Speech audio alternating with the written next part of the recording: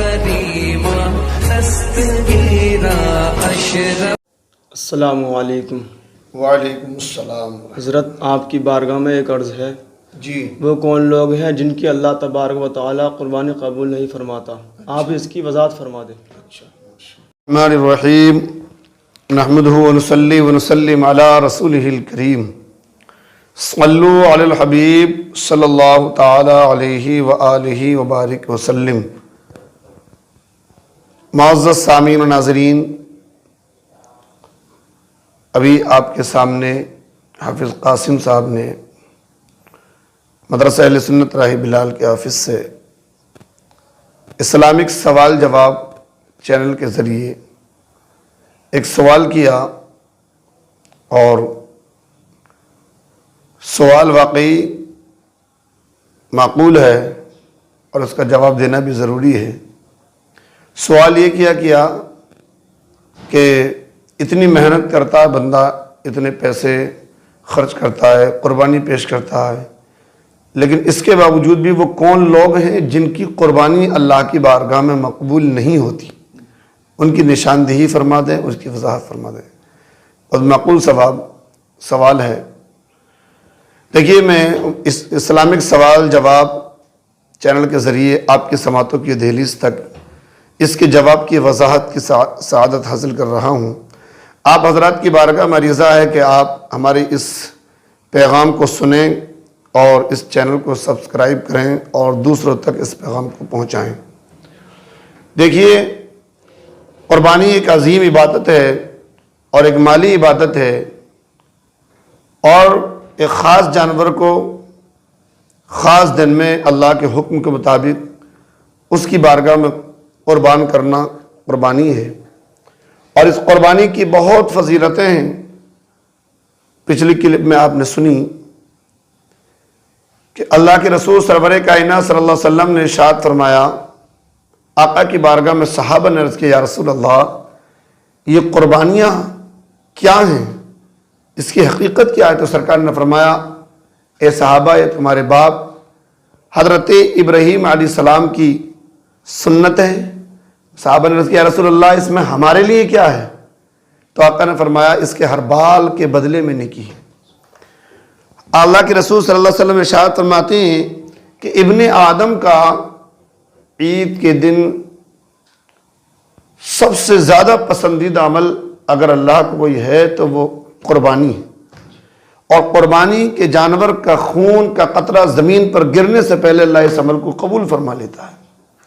اور اللہ تبارک و تعالی قربانی کرنے والوں کو اس جانور کے ہر قطرے کے بدلے میں اللہ تبارک و تعالیٰ ان کے پرانے پچھلے گناہوں کو معاف فرماتا ہے.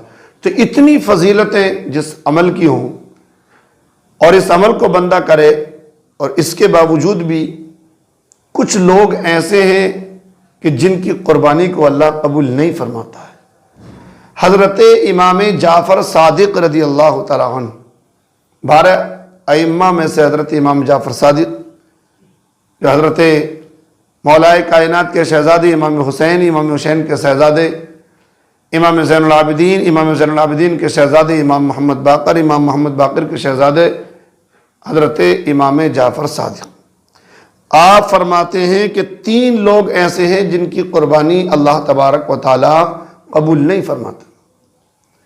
آپ قربانی کرنے سے پہلے اس کلپ کو سنیں اور پھر اپنا جائزہ لیں کہ ان 3 لوگوں میں کہیں ان 3 لوگوں کی فہرست میں کہیں ہمارا نام تو نہیں.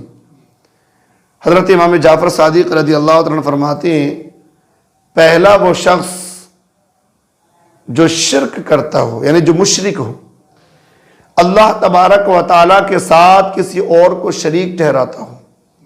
اللہ وحدہ لا شریک ہے، اور وہ وحدہ لا شریک کے ساتھ کسی اور کو شریک کرتا ہو، اللہ کی عبادت میں کسی اور کی شرکت کرتا ہو. اللہ تبارک و تعالیٰ ہر گناہ کو معاف فرما دیتا ہے، لیکن مشرک کو کبھی معاف نہیں فرمائے. تو شرک کرنے والا کہیں ایسا نہ ہو کسی عمل سے، کسی قول سے، اپنے کسی عمل سے وہ اللہ کے ساتھ کسی اور کو شریک ٹھہرا رہا ہو، کسی اور کو اللہ کا شریک ٹھہراتا ہو، تو مشرک کی کبھی بھی اللہ تبارک و تعالیٰ کوئی عمل قبول نہیں فرماتا ہے۔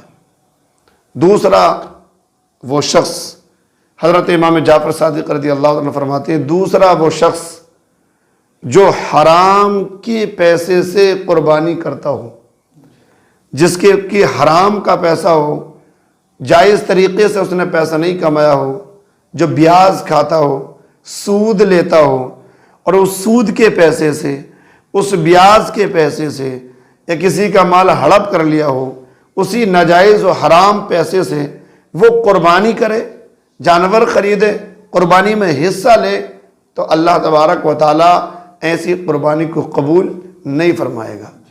یہ پاک طاہر و طیب پیسہ جو ہماری محنت و مشقت کی کمائی کا ہو، ناجائز سود، جوا، بیاج، چوری، اس کا پیسہ ہرگز نہ ہو۔ جس طرح سے ہم ایک جانور کو دیکھتے ہیں، اس جانور کے اندر کوئی عیب نہ ہو، اگر عیب دار ہوا تو اس کی قربانی نہیں ہوگی، اسی طرح ہم یہ بھی دیکھیں اس جانور کو خریدنے کے لیے جس پیسے کو ہم خرچ کر رہے ہیں، یہ پیسہ حلال کا ہے یا حرام کا ہے۔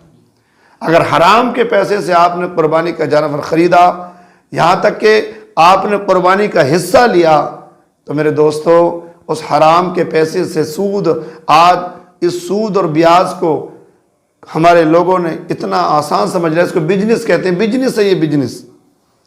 دوستو سود کھانے والوں کا، بیاج کھانے والوں کا بڑا سخت معاملہ ہے۔ اللہ کے رسول صلی اللہ علیہ وسلم ارشاد فرماتے ہیں کہ اگر تجھے معلوم ہے راستے میں جا رہا تو بڑی تیز کی دھوپ ہے اور کسی کے گھر قریب آیا اور تو چاہتا ہے اس کے گھر کے سائے میں ٹھہر جاؤں، اور تجھے معلوم ہے کہ یہاں سود کھاتا ہے، بیاج کھاتا ہے، اللہ کے رسول فرماتے ہیں اس سے بچو، اس کے سائے میں بھی مت ٹھہرو، سود کھانے والوں سے، بیاج کھانے والوں سے بچو۔ بہرحال دوسرا شخص وہ ہے جو حرام کی کمائی سے، سود یا بیاج کے پیسے سے، حرام کی کمائی سے جانور خریدے، قربانی میں حصہ لے، اس کی قربانی کو بھی اللہ قبول نہیں فرماتا۔ تیسرا وہ بد نصیب، بدبخت شخص ہے کہ جو قربانی تو کر رہا ہے، پیسہ بھی خرچ کر رہا ہے، جانور بھی اچھا خرید رہا ہے، خوشی کے ساتھ بھی قربانی کر رہا ہے، لیکن اس کی نیت میں دکھاوا ہے، اس کی نیت میں ریاکاری ہے، اور یہ چاہتا ہے کہ لوگوں میں میری واہ واہ ہو جائے، اور لوگوں میں میری واہ واہ ہو جائے، فلاں نے اتنی بڑی قربانی کی ہے۔ میرے دوست، جس کی نیت میں ریاکاری ہے، جس کی نیت میں دکھاوا ہے، جس کی نیت میں لوگ یہ ہے کہ لوگ میری واہ واہ کریں گے، جو یہ چاہتا ہے کہ لوگوں کے دکھانے کے لیے قربانی کرتا ہے، اللہ کی رضا کے لیے نہیں، حضرت ابراہیم علیہ السلام کی سنت پر عمل کرنے کے لیے نہیں، بلکہ ریاکاری کے لیے، دکھاوے کے لیے، تو اللہ تبارک و تعالیٰ کو دکھاوے کا کوئی عمل قبول نہیں ہے، اسے ریاکاری پسند نہیں ہے۔ لہٰذا ایسا وہ شخص جو ریاکاری کے طور پر، دکھاوے کے طور پر قربانی کرے، وہ محنت بھی کرتا ہے، جانور بھی قربان کرتا ہے، پیسہ بھی خرچ کرتا ہے، لیکن اللہ اس کی قربانی کو قبول نہیں فرماتا ہے۔ تو ایام قربانی قریب ہیں، آپ قربانی کرنے سے پہلے اپنا جائزہ لیں۔ ان تین چیزوں میں سے ہمارے اندر تو کوئی چیز نہیں ہے، اگر ہے تو آپ قربانی سے پہلے سچی توبہ کر لیں اور حلال پاک و طیب پیسے سے قربانی کریں، اور ریاکاری، دکھاوا، کسی کو جتانا، کسی کو اپنا روب دکھانا، کسی میں اپنی واہ واہ کرنے کی نیت نہ کریں، صرف یہ نیت ہو کہ اللہ راضی ہو جائے، اس کا محبوب راضی ہو جائے، حضرت ابراہیم علیہ السلام کی سنت پر عمل ہو جائے، یہ سوچ کر آپ قربانی کریں۔ اللہ تعالی ہم سب کو صحیح پر عمل کرنے کی توفیق عطا فرمائے۔